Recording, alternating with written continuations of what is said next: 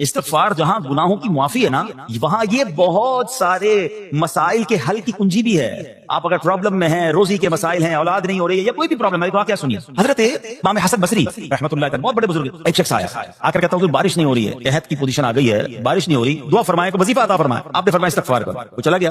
اچھا ایک بزرگ بیٹھے تھے ان کے پاس، حضرت ربیع بن صبیح رحمۃ اللہ، وہ دیکھ رہے تھے. دوسرا بندہ آیا، کہتا حضور تنگ دستی ہے، کاروبار میں ڈاؤن ہے، رزق میں تنگی ہے. آپ نے فرمایا استغفار کرو. تیسرا شخص آیا، کہتا حضور اولاد نہیں ہو رہی ہے، حصول اولاد کے لیے وظیفہ لینا، فرمایا استغفار کرو. چوتھا بندہ آیا، وہ کہتا کہ حضور میرے باغ میں فصلوں میں پیداوار کی کمی ہے، فرمایا استغفار کرو.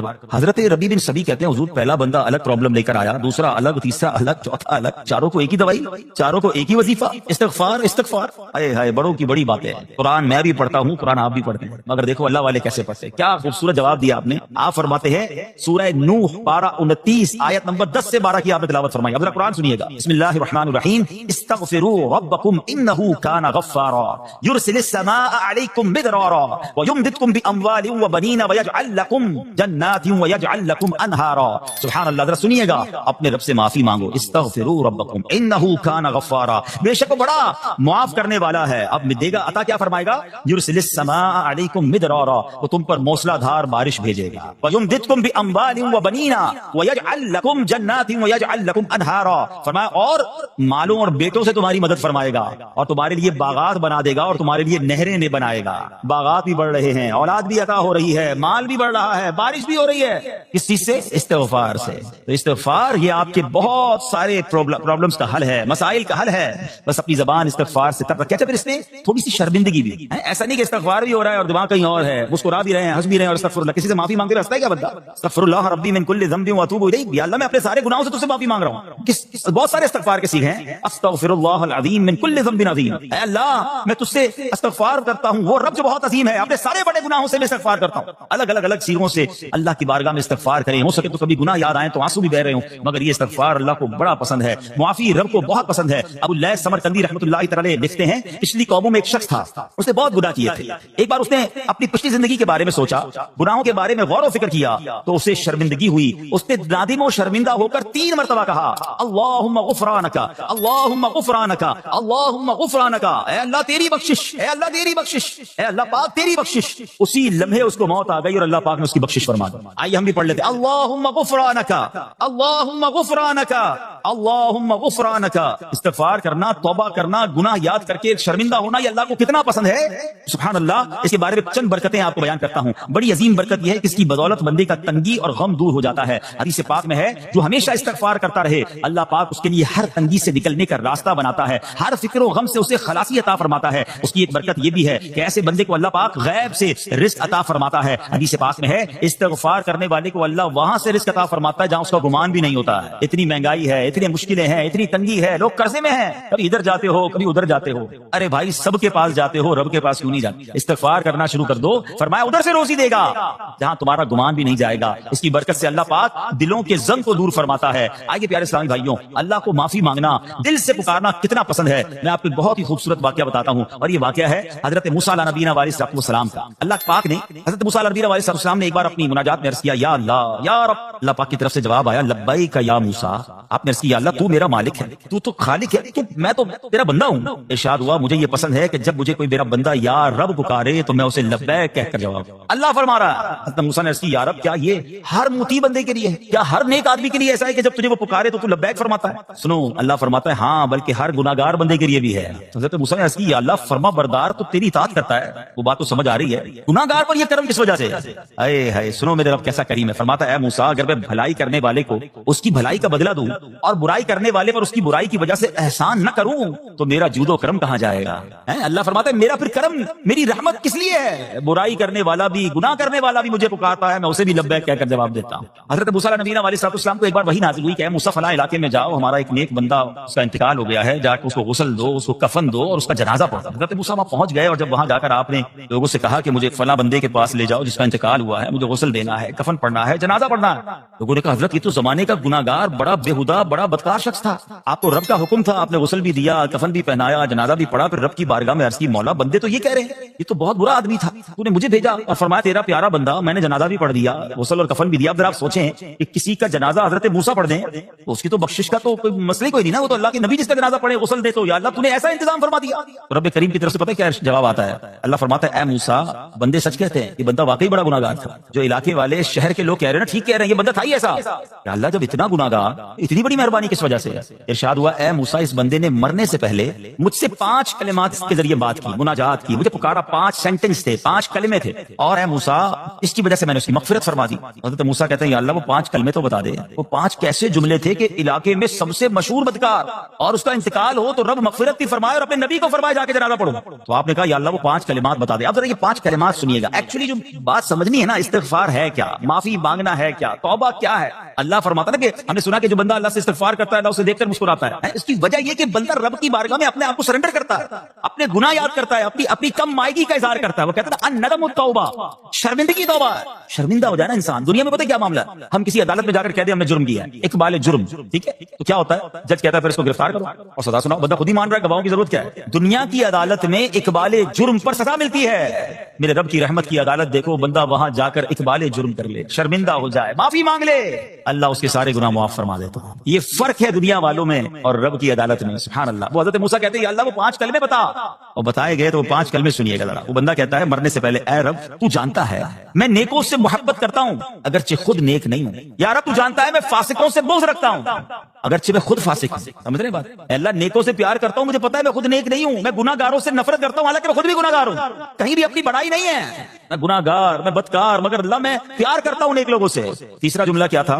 یا رب اگر مجھے معلوم ہو جائے کہ میرے جنت میں داخل ہونے سے تیری ملکیت میں کوئی کمی آ جائے گی تو اللہ میں تجھ سے پھر جنت کا سوال کرنا چھوڑ دوں گا۔ مجھے یہ پتا ہے یا اللہ تو نے مجھے جنت میں داخل کیا نا، تیری جنت میں کوئی کمی نہیں آئے گی، بہت بڑی ہے، اب مجھے داخل بھی کرنے سے تیرا کچھ نہیں جائے گا، اگر کچھ جاتا ہوتا تو یا اللہ میں جنت تیرے سے مانگنا چھوڑ دیتا۔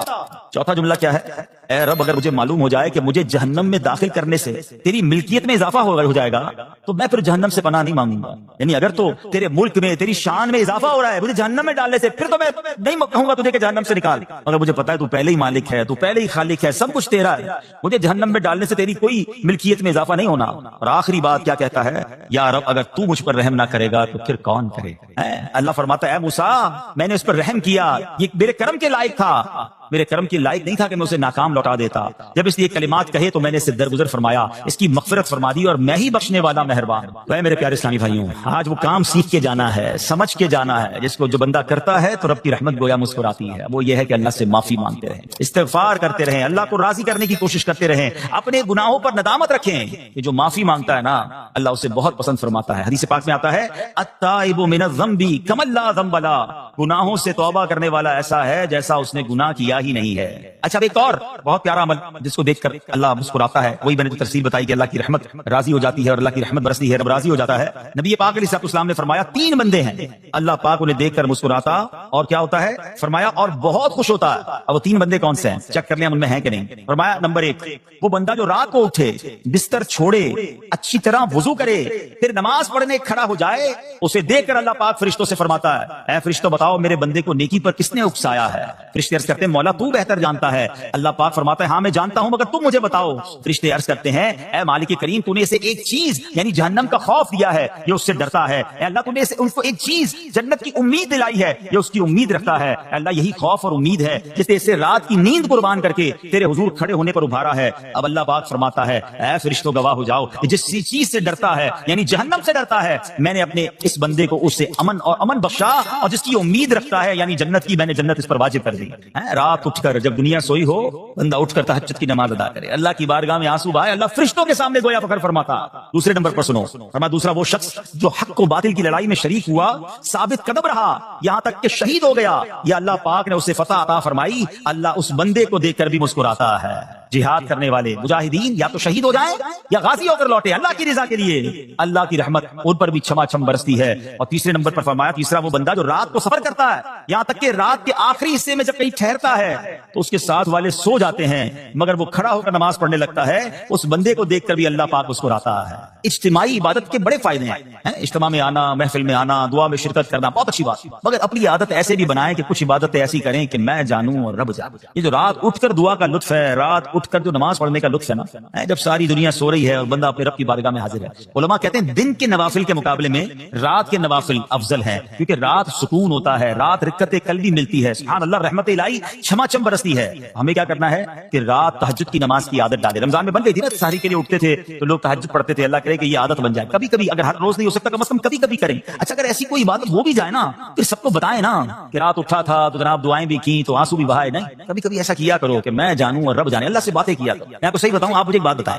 یہ تو آپ نے سن بھی لیا کہ اللہ کی رحمت کس قدر برستی ہے اس پر. زندگی میں بھی جب کبھی ہم پریشان ہوں اور رات نیند نہ آئے، کبھی کبھی ایسا ہوتا ہے پریشانی میں نیند نہیں آتی، کروٹیں بدل رہا ہوتا انسان، اور اس کروٹ بدلتے بدلتے میں آپ کی جب والدہ حیات ہوگی یا ماشاءاللہ جن کے پاس ماں موجود ہے، ماں جیسی ہستی کہاں ملتی ہے پھر. ایک بار اور سن لو، دنیا کی بہت ساری چیزیں میرے اور آپ کے پاس ہیں جو ریپلیسیبل ہیں، جو بدلی جا سکتی ہیں. موبائل فون لیتے ہیں بڑی خوشی سے لیتے ہیں، مگر نیا ماڈل آتا ہے تو لوگ بدل دیتے ہیں. سواری لیتے ہیں بڑی خوشی ہوتی ہے، مگر جب نئی سواری آتی ہے تو ریپلیس بدل دیتے ہیں. ماڈل نیا آ گیا بھائی، اب وہ پرانی لگتی ہے. مگر یاد رکھو، ماں باپ چلے جائیں نا، اس کے بعد ماں باپ دوبارہ نہیں ملتے. ان کا کوئی نیا ورژن یا نیا ماڈل نہیں ہے تو ان کی قدر کر لو، ان کی دعائیں لے لو.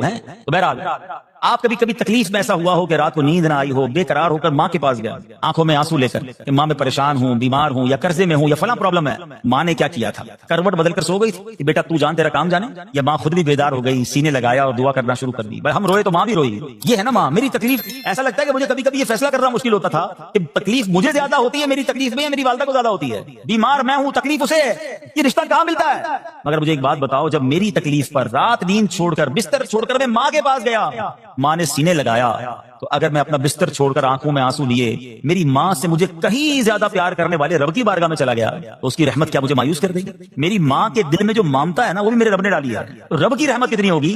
تو کبھی کبھی اللہ کی بارگاہ میں رات کے اس پہر حاضر ہوا کرو. جو پرابلم ہے آپ کی، جو مشکل ہے آپ کی، آپ یقین کریں، آپ اللہ کی بارگاہ میں تہجد کے وقت رات کے آخری پہر آنسو بہائیں، دعائیں کریں، نوافل پڑھیں، پھر دیکھیے آپ کے دل کو تسلی کیسے ہوتی ہے. آپ کا ایمان تازہ ہو جائے گا اور آپ نے دیکھا کہ ایسے وقت عبادت کرنے والوں سے رب کتنا راضی ہوتا ہے. اللہ کرے یہ بات ہمیں سمجھ آ جائے. اسی طرح عظیم صحابی حضرت عبداللہ ابن مسعود رضی اللہ عنہ سے روایت ہے، پیارے آقا مکی مدنی مصطفیٰ صلی اللہ تعالی علیہ وسلم نے فرمایا، ایک بندہ رات کو اٹھتا ہے، اچھی طرح وضو کرتا ہے، پھر اللہ پاک کی حمد کرتا ہے، اس کی بزرگی بولتا ہے، اپنے نبی علیہ الصلوۃ والسلام پر درود پڑھتا ہے، قرآن کھول کر پڑھنا شروع کر دیتا ہے. یہ وہ بندہ ہے جسے دیکھ کر اللہ پاک مسکراتا ہے اور فرماتا ہے، دیکھو میرا بندہ عبادت کر رہا ہے جبکہ اسے میرے سوا کوئی نہیں دیکھ رہا ہے. اللہ، یہ کاش ہمیں عادت مل جائے کہ ہم اکیلے میں عبادت کریں، انفرادی عبادت کریں، میں جانوں میرا رب جانے. کبھی تلاوت کریں، کبھی درود پڑھیں، کبھی دعائیں کریں، کبھی آنسو بہائیں. سبحان اللہ، اس کا مزہ ہی اور ہے. ہاں، کبھی ایسا ہونا چاہیے. ہم محفل میں عشق رسول کے عالم میں رو بھی پڑتے ہیں، مدینے کی یاد ہو، نعت شروع ہو تو ہماری آنکھوں میں آنسو آ جاتے ہیں، یہ بھی اچھی بات ہے. مگر کبھی کبھی رات ایسی بھی ہونی چاہیے کہ دل میں ہو یاد تیری گوشے تنہائی ہو، دل میں ہو یاد تیری گوشے تنہائی ہو، پھر تو خلوت میں عجب انجمن آرائی. کبھی زندگی میں ایسی راتیں بھی آنی چاہیے. وہ ہے نا، جاگ اٹھا اشکوں کا مقدر، عشق نبی میں روتے روتے کیسی گزری رات نہ پوچھو. کبھی کبھی ایسی رات بھی گزرنی چاہیے کہ آقا کی یاد میں آنسو بہ رہے ہوں، مدینے کی یاد میں، گھر والوں کو بھی پتہ نہ چلے.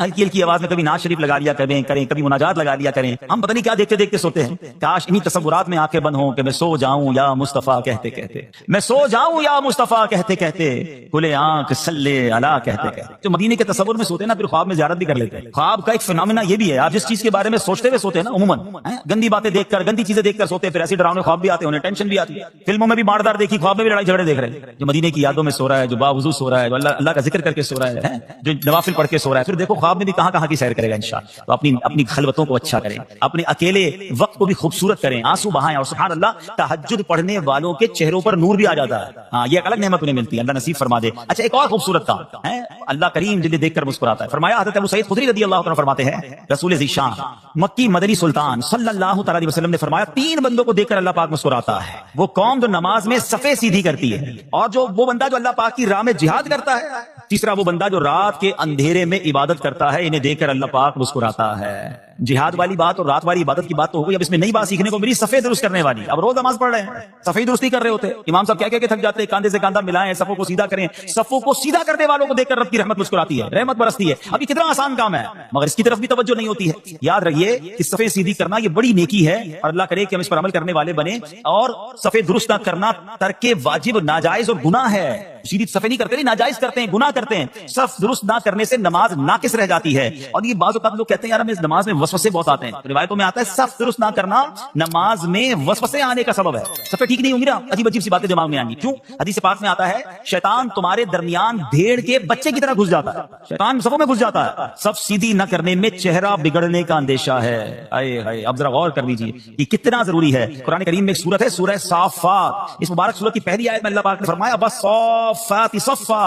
ان کی قسم جو باقاعدہ صفے باندھے ہوئے ہیں. حضرت عبداللہ بن مسعود فرماتے ہیں یہاں صفے باندھنے والوں سے مراد فرشتے ہیں. حضرت جابر بن سمورہ رضی اللہ تعالیٰ عنہ فرماتے ہیں ایک دن پیارے آقا مکی مدنی مصطفیٰ صلی اللہ تعالیٰ علیہ وسلم تشریف لائے اور فرمایا تم ایسے صف کیوں نہیں بناتے جیسے فرشتے صفے بناتے ہیں. ہم نے عرض کی یا رسول اللہ صلی اللہ تعالیٰ علیہ وسلم فرشتے کیسے صف بناتے ہیں؟ فرمایا پہلے اگلی صف مکمل کرتے ہیں اور خوب مل کر کھڑے ہوتے ہیں. سبحان اللہ. مبارک ہو مسلمانوں کو صفے سیدھی کرتے ہیں اچھی طرح کاندھے سے کاندھا ملاتے ہیں گویا یہ فرشتوں کا کام کر رہے ہیں فرشتوں والا کام کر رہے ہیں. تفسیر طبری میں ہے فاروق اعظم رضی اللہ عنہ کا یہ معمول تھا جب نماز پڑھانے لگتے تو نمازیوں کو فرماتے صفے سیدھی کر لو. اے فلاں ذرا آگے ہو جاؤ, اے فلاں ذرا پیچھے ہو جاؤ. پھر فرماتے بے شک اللہ پاک تمہیں فرشتوں کی طرح دیکھنا پسند فرماتا ہے.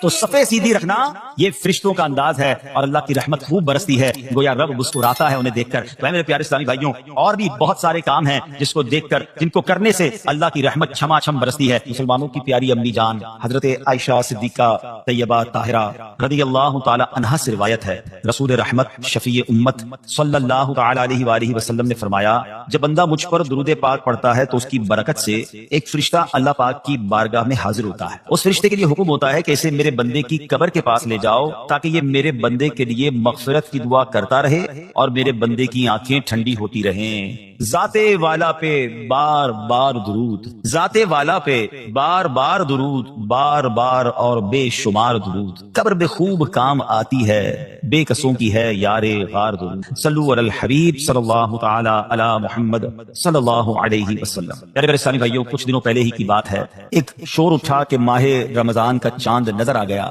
اور جیسے ہی رمضان آیا مسجدوں کی رونقیں بڑھ گئیں, نمازیوں کی تعداد بڑھ گئی. ایک عجب سما تھا سحری کا, ایک روحانی منظر تھا افطار کا. نوجوان بوڑھے بچے اسلامی بہنیں سبھی عبادت میں مشغول ہو گئی. دیکھتے ہی دیکھتے عشرہ رحمت گیا, عشرہ مغفرت آیا, وہ بھی جدا ہوا. ہمیں لگا کہ ہم عشرہ رحمت اور عشرہ مغفرت میں ویسی عبادت نہیں کر سکے, اب آخری عشرے میں خوب عبادت کر لیں گے, طاق راتیں بھی ہیں, مگر غفلت میں وہ آخری عشرہ بھی گزار دیا. رمضان ہمیں تڑپا کر بہاریں لٹا کر برکتیں عطا کر کے ہم سے اب جدا ہو چکا ہے. اب رمضان یقیناً اگلے سال بھی آئے گا مگر یہ نہیں پتا کہ ہم اس رمضان میں ہوں گے یا نہیں ہوں گے. ہمیں یہ بھی نہیں معلوم ہماری مغفرت ہوئی کہ نہیں. ہم رب کریم سے دعا کرتے ہیں کہ اللہ جن لوگوں نے تجھے راضی کیا ان کا واسطہ ہم سے راضی ہو جا.